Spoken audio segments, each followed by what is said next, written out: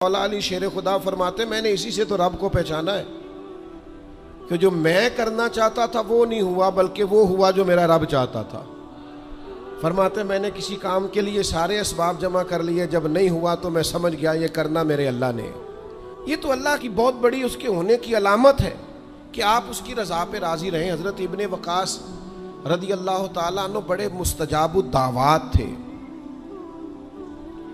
جو دعا مانگتے تھے قبول ہو جاتی تھی، اللہ کا ان پر خاص انعام تھا۔ اور یہ بات بڑی مشہور ہو گئی، دور دور سے لوگ ان کے پاس دعائیں کرانے آتے، خود وہ نابینا تھے، بینائی نہیں تھی۔ تو کچھ لوگوں نے ان سے کہا کہ آپ اپنے لیے بھی دعا کر لیں، تو فرمانے لگے میرے رب نے بڑا عرصہ مجھے آنکھوں کا نور عطا کیا ہے، اب وہ لے گیا ہے تو میں اپنے رب کی رضا پہ راضی ہوں۔ اب اس میں ہوتا کیا ہے، دکھ اور تکلیف اور اللہ کے فیصلے پہ راضی رہنے میں نا ایک خاص لذت بھی ہے۔ صرف سکھوں کا مزہ نہیں ہوتا، دکھوں کا بھی مزہ ہوتا ہے۔ ہاں زخموں کی بھی ایک لذت ہوتی ہے۔ یہ کبھی آپ کے کوئی زخم ہو جائے اور ٹھیک ہونے کے قریب آئے تو آپ اسے چھیڑ کے دیکھیں، اس کی بھی ایک لذت، دکھوں کا بھی ایک مزہ۔ سکھوں میں تو لوگوں کو رونا نہیں آتا، جو بڑے سکھی ہوتے ہیں وہ تو کعبے جا کے نہیں روتے، ناراض نہ ہوئیے گا مجھ سے، ان کو تو مدینے جا کے رونا نہیں آتا۔ یہ دکھ ایک ایسی چیز ہے جو بندے کے دل کو نرم رکھتے ہیں۔ یہ آزمائش ایک ایسی چیز ہے جس میں نفسانی قوتیں ختم ہوتی۔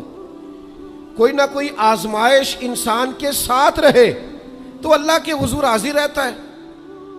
دکھوں کو، بیماریوں کو، تکلیفوں کو کبھی بھی برا نہیں جاننا چاہیے۔ یہ تو انسان کو اللہ کے قریب کر دیتی ہیں، دلوں کو نرم کر دیتی۔ جن کو ہم بعض اوقات بڑی آزمائش سمجھ رہے ہوتے ہیں وہی تو خیر بن جاتی۔ حضرت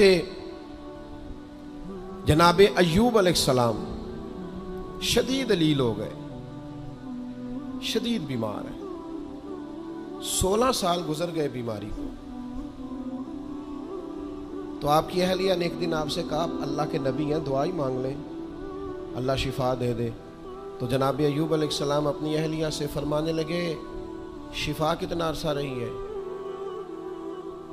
انہوں نے کہا 60 سال۔ فرمایا بیماری کو کتنا عرصہ ہوا؟ کہا 16 سال۔ فرمانے لگے ذرا بیماری کو بھی 60 ہو لینے دے، پھر دعا مانگ لیں گے، ہو لینے دے ذرا 60 سال۔ اللہ کی رضا پہ راضی رہنے کا فیصلہ کیا۔ آپ کی زبان مبارک سے یہ جملے نکلے کہ 60 سال ہو جائیں گے تو کر لوں گا دعا، اللہ تعالیٰ نے اسی وقت شفا عطا فرما دی، ٹھیک ہو گئے جناب ایوب۔ کچھ دن گزرے نا تو آپ کی اہلیہ نے ایک سوال پوچھا، کہنے لگی ایوب یہ بتائیے آپ نے بیماری بھی دیکھی، شفا بھی دیکھی، بیماری ٹھیک تھی کہ شفا؟ تو آپ فرمانے لگے سارے دن ہی اللہ کے ہیں، جس حال میں رکھے ٹھیک ہے۔ وصل اچھا ہے نہ فراق اچھا ہے، یار جس حال میں رکھے وہی حال اچھا ہے، میں سارے دن اس کے ہیں۔ لیکن فرمانے لگے اگر تم مجھ سے پوچھو نا میری ذاتی رائے تو بیماری بڑی اچھی تھی۔ انہوں نے کہا یوں بیماری اچھی تھی؟ آپ فرمانے لگے جب میں بیمار تھا نا تو 24 گھنٹے میں ایک بار میرا رب میرا حال پوچھتا تھا۔ فرمایا 12 گھنٹے تو اس مزے میں گزر جاتے تھے کہ رب نے حال پوچھا ہے، اور پھر اگلے 12 گھنٹے میں انتظار کرتا تھا کہ میرا رب دوبارہ کب حال پوچھے گا۔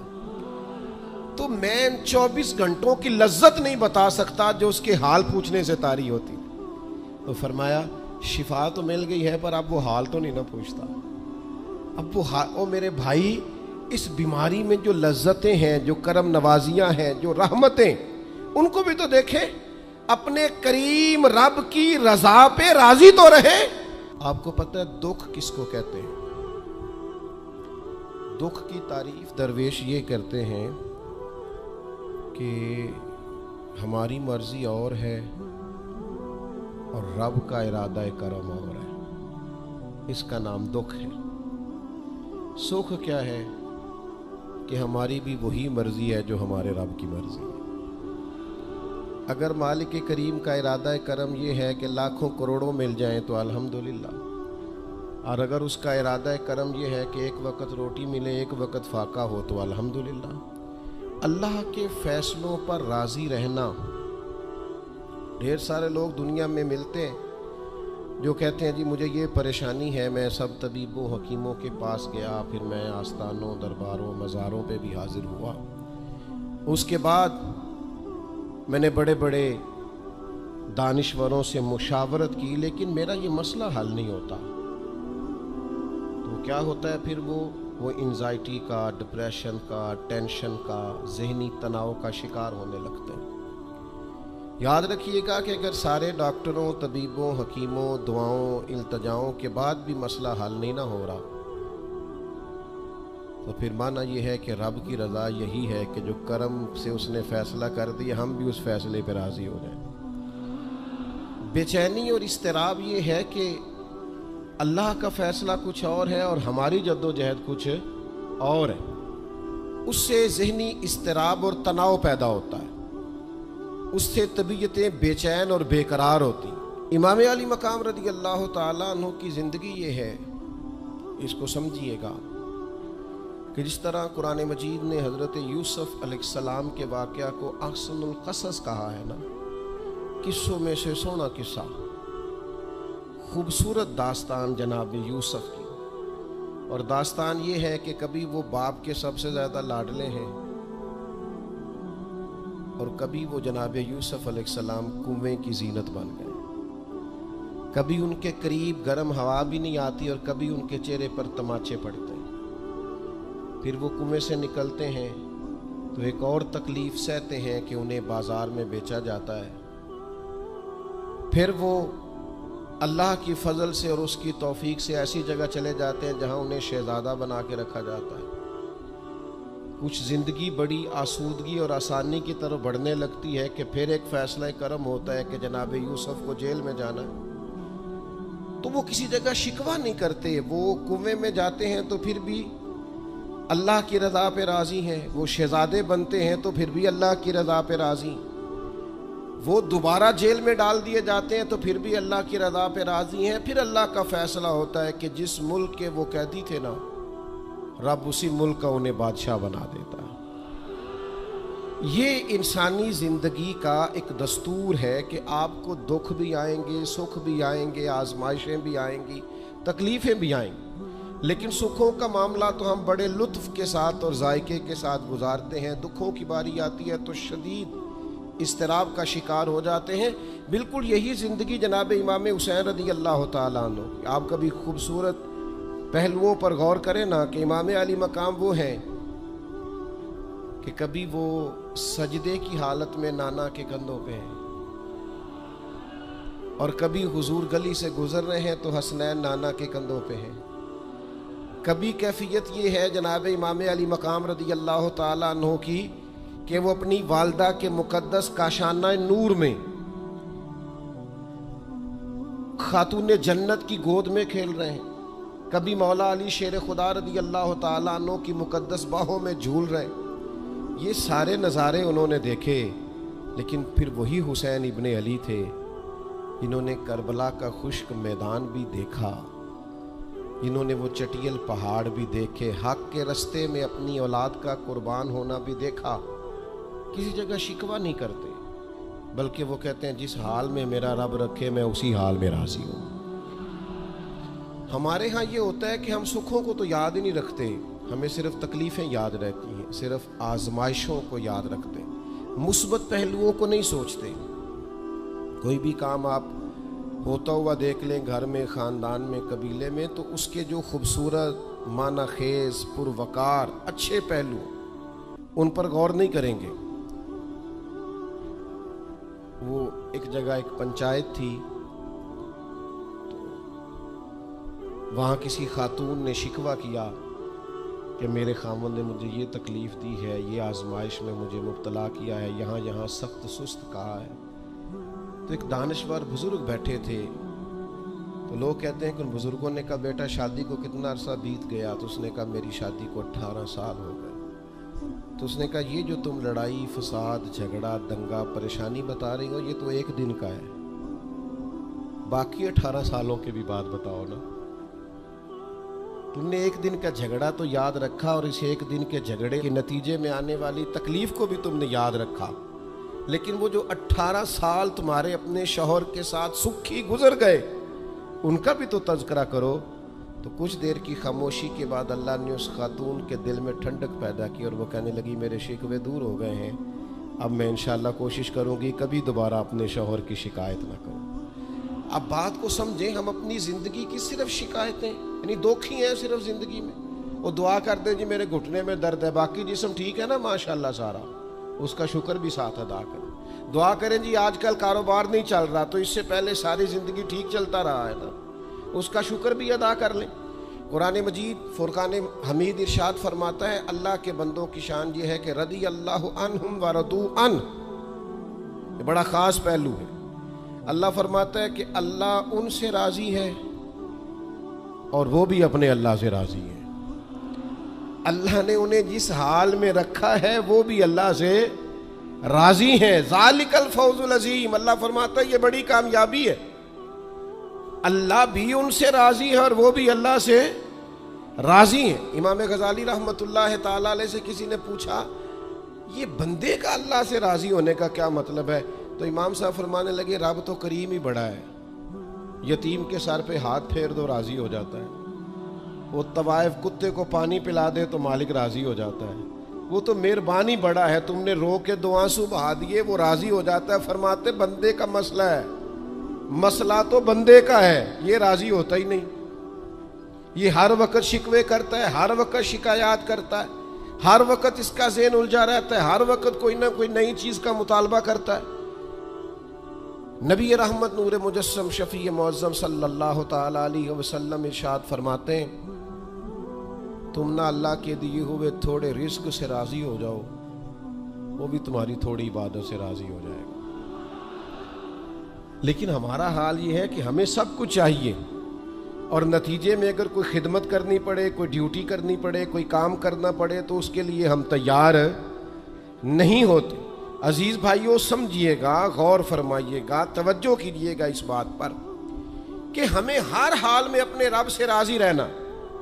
آزمائش آ جاتی ہے، دکھ آ جاتے ہیں، محنت پوری کریں، جدوجہد پوری کریں، جو کام آپ کرنے جا رہے ہیں اس کے لیے جتنے ضروری اسباب ہیں وہ جمع سارے کریں، لیکن نتیجہ اللہ پہ چھوڑ دیں، رزلٹ اپنی مرضی کا نہ مانگیں۔ یہ عقیدہ توحید یہ ہے کہ نتیجہ جو رب ہمارے لیے نکالے وہ نتیجہ ہمیں قبول ہونا چاہیے۔ درویش نے ایک جملے میں بات ختم کر دی، وہ کہتے ہیں دکھ قبول محمد بخشا، بس راضی رہن پیارے۔ اگر پیارے راضی ہیں دکھ دینے میں تو پھر ہمیں یہ دکھ قبول ہے اور کئی دفعہ قبول ہے۔ تو اپنی طبیعت کے اندر یہ مقام تسلیم و رضا لائیں، ہر وقت اپنے رب سے راضی رہیں۔ صحیح مسلم شریف میں حضرت عمر فاروق رضی اللہ تعالیٰ عنہ کا ایک جملہ بڑا خوبصورت ہے اور حضور اس کو سن کے بڑے راضی ہوئے، صحیح مسلم میں موجود ہے۔ حضرت عمر نے ایک موقع پر جب سرور کائنات علیہ السلام کو تھوڑا ناراض دیکھا، حضور کے چہرے پر کچھ آثار ناراضگی دیکھے، تو جناب عمر نے ایک جملہ کہا تھا جو بڑا حسین ہے اور کتب احادیث میں چمکتا ہے۔ حضرت عمر نے وہ بات کہی تو حضور کی ناراضگی خوشی میں بدل گئی، نبی پاک علیہ السلام کے چہرے پر جو آثار ناراضگی تھے وہ خوشی کے تصورات میں بدل گئے۔ حضرت عمر عرض کرنے لگے رضیت باللہ ربا وبالاسلام دینا وبسیدنا ومولانا محمد نبیا ورسولا۔ حضرت عمر نے حضور کو ناراض دیکھا تو کہنے لگے یا رسول اللہ، ہم اللہ کے رب ہونے پہ راضی ہیں، اسلام کے دین ہونے پہ راضی ہیں، اور اللہ نے آپ کو ہمارا نبی اور رسول بنایا، ہم اس بات پر بڑے راضی ہیں۔ ہم راضی ہیں کہ اللہ ہمارا رب ہے، اسلام ہمارا دین ہے، اور محمد صلی اللہ علیہ وسلم ہمارے نبی اور رسول ہیں، بڑے راضی ہیں۔ بس یہ رضا والا جملہ کہا تو اللہ کے رسول خوش ہو گئے۔ تو اللہ سے راضی رہیں، آپ کے تصورات میں شکوے پیدا نہ ہو، شکایتیں نہ ہو، الجھے نہیں۔ اور بہت سارے لوگ ایسے ہیں جن کا خیال ہے میری بڑی شان ہے تو میرے اوپر مشکلات کیوں آتی ہیں۔ دوست اکثر کہتے ہیں جی میں صدقہ بھی دیتا ہوں، نمازیں بھی پڑھتا ہوں، دل کسی کا نہ دکھے اس کے لیے بھی پوری کوشش کرتا ہوں. میرا زندگی کا مزاج یہ ہے کہ میں کوشش کرتا ہوں کہ کسی کو میرے لہجے سے، انداز سے، اٹھنے بیٹھنے سے اذیت نہ پہنچے، لیکن پھر بھی مجھے مصائب آتے ہیں. ہم انہیں کہتے ہیں آپ عبادت کریں، مہربانی فرمائیں، تجارت تو نہ کریں. آپ کی رائے یہ ہے کہ میں نے صدقہ دے دیا، مصیبت کوئی نہ آئے، میں نے نماز پڑھ لی، مشقت کوئی نہ آئے. تو قانون قدرت یہ ہے کہ حضور علیہ الصلوۃ والسلام فرماتے ہیں سب سے زیادہ تکلیفیں آتی انبیاء پہ ہیں، اور حضور فرماتے ہیں میں اللہ کا لاڈلا محبوب ہوں، میرے اوپر سب سے زیادہ تکلیفیں آئیں. یہ آپ اللہ کی رضا پہ راضی رہ کے تو دیکھیں، آپ کے مزاج میں کمال بردباری پیدا ہو جائے، ایک ٹھہراؤ آئے. یہ دوست انتظامات کر رہے ہوتے ہیں نا، پروگراموں کے، اجتماعات کے، محافل کے، تو میں ایک ہی بات سب سے کرتا ہوں، میں کہتا ہوں آپ نے نا بردبار رہنا ہے، آپ نے تحمل سے رہنا ہے. ہم دیہاتی لوگ ہیں تو ہمارے ہاں شادیاں ہوتی تھیں نا، تو شادیوں پہ رشتہ دار اکٹھے ہوتے تھے، تو صرف یہ فکر نہیں ہوتی تھی کہ کھانا پورا ہو جائے، صرف اتنی فکر نہیں ہوتی تھی کہ ان کے سونے کا انتظام ہو جائے، ایک فکر اور بھی ہوتی تھی کہ بندے بڑے اکٹھے ہوئے ہیں، سارے برادری اکٹھی ہوئی ہے، کتے لڑ نہ پائیں آپس میں. ہمارے ہاں نا چڑھانے والے زیادہ خطرناک نہیں ہوتے، چڑھنے والے زیادہ خطرناک ہوتے ہیں. جو ذرا سی بات پہ غصے میں آ جائیں، ذرا سی بات پہ چڑھ جائیں، کہیں سکون ہی نہیں، ٹھہراؤ ہی نہیں زندگی میں. اللہ کی رضا پہ راضی رہے. میرے رب نے جہاں مجھے رکھا ہے سب سے زیادہ باکمال رکھا ہے. جہاں میں ہوں خدا جانے بلندی ہے کہ پستی، پر جہاں میں ہوں وہاں کوئی نہیں ہے. آپ اپنے رب کی رضا پہ راضی رہیں کہ میری جہاں ڈیوٹی ہے، کیا ہی بات ہے، میری جہاں ڈیوٹی. حضرت صدیق اکبر کو امیر المومنین بنایا گیا، لیکن جناب بلال حبشی کے پاس مدینے والے محبوب کے مہمانوں کی ذمہ داریاں تھیں، مسجد نبوی کی کنجیاں تھیں. کمال ان کا بھی بڑا ہے اور کمال بلال حبشی کا بھی بڑا ہے، حالانکہ وہ تو مسجد میں جھاڑو دیتے تھے، خدمت کرتے تھے. تو آپ اللہ کی رضا پہ راضی رہیں. جہاں رب نے آپ کو رکھا ہے، جس مقام پہ رکھا ہے، وہاں آپ راضی رہیں. آپ کو اطمینان محسوس ہوگا، آپ سکون میں آ جائیں، دل میں ٹھنڈک محسوس کریں گے، پریشانیوں سے نکلیں گے. یہ حدیث دیکھیے امام غزالی نے لکھی ہے، نبی پاک صلی اللہ تعالیٰ علیہ وسلم کے پاس نا صحابہ کی ایک جماعت آئی. انہوں نے عرض کی یا رسول اللہ صلی اللہ علیہ وسلم ہم ایماندار ہیں.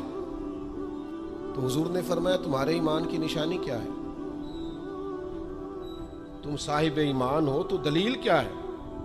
انہوں نے عرض کی یا رسول اللہ، یہ ذرا دلیل سننا. عرض کرنے لگے یا رسول اللہ مصیبت آئے تو صبر کرتے ہیں، نعمت ملے تو شکر کرتے ہیں، اور یا رسول اللہ رب جو فیصلے کر دے ہم اس پر راضی رہتے ہیں. حضور فرمانے لگے کعبے کے رب کی قسم تو واقعی ایماندار لوگ ہو. اگر تم اللہ کے فیصلوں پہ راضی ہو، اگر تم نعمتوں پہ شاکر ہو، مصائب پر صابر ہو، تو تم واقعی مومن ہو. تو یہ یاد رکھیں اچھی طریقے سے کہ ہمیشہ اپنے آپ کو اپنے رب کے فیصلوں پہ راضی رکھیں. ہمیشہ کوشش کریں کہ مقدر سے شکوہ نہ کریں، تقدیر سے شکایت نہ کریں. جو ہمیں نہیں ملا اس کے بارے میں اپنی طبیعت کے اندر تڑپ اور طلب نہ پیدا کریں. بس جو فیصلہ رب نے کر دیا اس فیصلے پر ہمیشہ راضی رہیں. یہ کر کے دیکھیں. حضرت انس بن مالک رضی اللہ تعالیٰ عنہ فرماتے ہیں ایک پوری جماعت جنت میں جائے گی لوگوں کی. فرشتے ان سے پوچھیں گے کہ میاں حساب دے آئے ہو؟ تو وہ کہیں گے ہمیں تو کسی نے حساب پوچھا ہی نہیں. ان سے پوچھا جائے گا پل صراط دیکھی ہے؟ کہیں گے نہیں ہم نے تو نہیں دیکھی. ان سے پوچھا جائے گا کہ میزان عمل؟ تو انہوں نے کہا نہیں بالکل نہیں. تو کہا اچھا تم بڑے خاص لوگ ہو، دنیا میں کرتے کیا رہے ہو؟ تو کہیں گے کرتے کچھ بھی نہیں تھے، رب کے فیصلوں پہ راضی رہتے تھے. اور طبرانی میں ایک روایت ایسی بھی موجود ہے کہ حضور فرماتے ہیں رب کہتا ہے جس نے میرے فیصلوں پہ راضی نہیں رہنا وہ رب کوئی اور ڈھونڈ لے. اگر تم میرے فیصلے پہ راضی ہی نہیں ہو، او بھائی میں اپنے ادارے کا سربراہ ہوں، جو میرا فیصلہ نہیں مانے گا وہ نکلے گا ادارے سے. میں اپنی جماعت اور تنظیم کے تعلق سے کوشش کروں گا کہ امیر کی اطاعت کا سبق دوں. اگر کوئی نظم و ضبط درست نہیں کرے گا، یہ ایک حال ہے یہاں کے جو مینجمنٹ کے کام ہیں، معاملات ہیں، ایک سربراہ آپ نے بنایا ہوتا ہے، اب اس کی اگر بات نہیں مانے گا کوئی ورکر، کوئی کام کرنے والا، تو یقیناً وہ کہیں گے کہ میاں آپ بات نہیں مان رہے، تمہارا نظم و ضبط خراب ہوتا ہے. لہذا اگر آپ نے ہمارے نظم کے اندر نہیں رہنا تو آپ نکل جائیں. تو اللہ کے فیصلوں کو جو لوگ تسلیم نہیں کرتے، اللہ کے فیصلوں کو جو لوگ تسلیم نہیں کرتے، یقیناً وہ کمزور ہو جاتے ہیں. آج بڑے لوگ ہیں جو وظیفے پوچھتے ہیں، اللہ کیسے راضی ہوگا؟ بتاؤں وظیفہ آپ کو. امام غزالی لکھتے ہیں کہ حضرت موسیٰ کلیم علیہ السلام نے اللہ کے حضور عرض کیا، مالک میری قوم پوچھتی ہے تو کیسے راضی ہوگا؟ ہم تجھے راضی کرنا چاہتے ہیں تو کیسے راضی ہوگا؟ تو حضرت موسیٰ علیہ السلام سے رب کریم نے فرمایا، ان سے جا کے کہہ دو کہ مجھ سے راضی ہو جائے، میں بھی ان سے راضی ہو جاؤں. یہ اپنے رب سے راضی رہیں، جو رب ان کے لیے فیصلہ کرے. وہ حضرت سفیان ثوری دعا مانگ رہے تھے نا، یا اللہ راضی ہو جا، یا اللہ راضی ہو جا، یا اللہ راضی ہو جا. تو حضرت رابعہ بصریہ رحمۃ اللہ علیہا بھی پردے کے پیچھے بیٹھی تھیں. تو جب انہوں نے بہت زیادہ اس دعا پر اصرار کیا نا، یا اللہ راضی ہو جا، تو پردے کے پیچھے سے بول پڑی، کہنے لگی سفیان اب کچھ اور نہ مانگے، اللہ سے آگے نہ چلے. جناب سفیان کہنے لگے میں دعا ہی کر رہا ہوں کہ یا اللہ تو راضی ہو جا. تو فرمانے لگی پہلے اپنے دل پہ ہاتھ رکھ کے بتائیں آپ اللہ سے راضی ہیں؟ آپ تو کہتے ہیں یہ ہے تو یہ نہیں ہے، کبھی یہ بھی مل جائے نا. اگر آپ ناراض نہ ہوں تو پہلے خیال تھا ایک سواری مل جائے، چاہے موٹر سائیکل ہی ہو، مل گئی. اب بڑے پریشانی ہوتی ہے، کبھی 4 ٹائروں والی ہوتی نا، وہ بھی مل گئی، دے دی، طلب ہی یہ تھی. اب خیال آتا ہے کبھی تھوڑی سی بڑی مل جائے نا، وہ بھی مل گئی. اب جن کی ذرا گاڑیاں اونچی ہیں، ٹائر چوڑے ہیں، وہ پریشان کرتے ہیں، تو بندہ تو روک ہی نہیں رہا کہیں. تو حضرت کلیم سے رب نے فرمایا ان سے کہو مجھ سے راضی ہو جائے، میں بھی ان سے راضی ہو جاؤں. لیکن ہماری طبیعت کی بے چینی، ہمارے مزاج کی بے قراری، ہمارے لب و لہجے کا وہ عالم کہ ہم خوش نہیں ہوتے.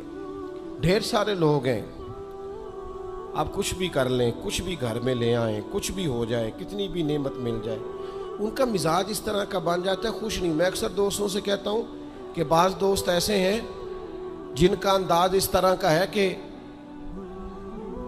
ان کو کوئی بھی نعمت مل جائے تو ان کی طبیعت سکون پذیر نہیں ہوتی. حضرت عبداللہ ابن عمر رضی اللہ تعالیٰ عنہ صحابہ میں سے بڑے صالح آدمی ہیں، نیک آدمی ہیں، حضرت عمر کے صاحبزادے ہیں، اور اللہ کے حبیب علیہ السلام نے فرمایا یہ بڑے نیک ہیں.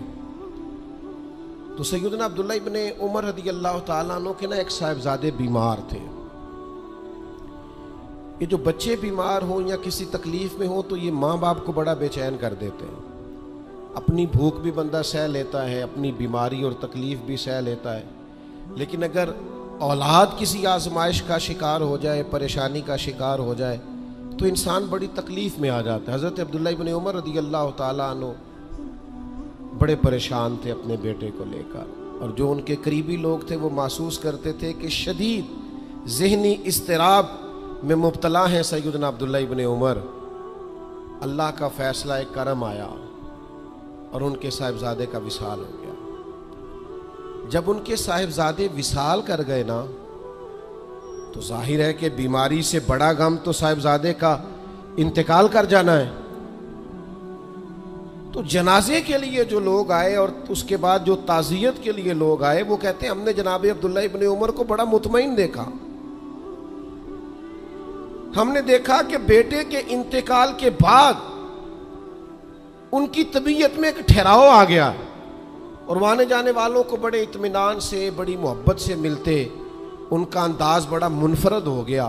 ایک صاحب نے پوچھ ہی لیا کہ جناب آپ پہلے بڑے بے چین تھے، اب آپ کی طبیعت میں بڑا ٹھہراؤ آ گیا، وجہ کیا ہے؟ تو حضرت عبداللہ ابن عمر فرمانے لگے جب تک وہ بیمار تھا میری ذمہ داری تھا اور میں بے چین تھا. فرمایا میرے رب کا فیصلہ کرم آ گیا ہے اور وہ میرے رب کے حضور حاضر ہو گیا ہے. گویا اب جس بارگاہ میں گیا ہے وہاں رحمت ہی رحمت ملے گی، وہاں کرم ہی کرم ملے گا. اب میں مطمئن ہو گیا ہوں کہ اللہ کی رحمتیں قبر میں اس کا استقبال کریں گی. جب تک میری ڈیوٹی تھی تو میں پریشان تھا، بے چین تھا، بے قرار تھا.